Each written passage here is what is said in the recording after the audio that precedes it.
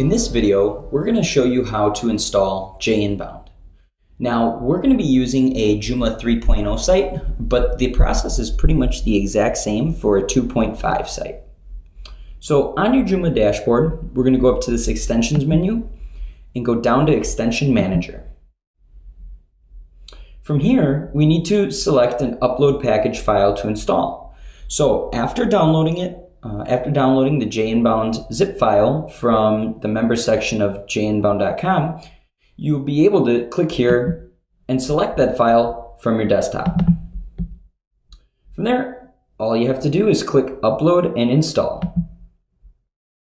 Now you can see on the bottom left, we have a progress bar showing us the amount of time left, or the percentage complete.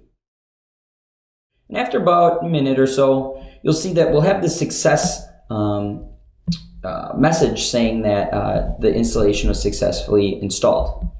Now, just to double check that everything worked out okay, we're going to go up to the components section and we're going to scroll all the way down to jinbound and make sure our dashboard pops up. All right, and there we go, we got it installed. And that's how you install jinbound.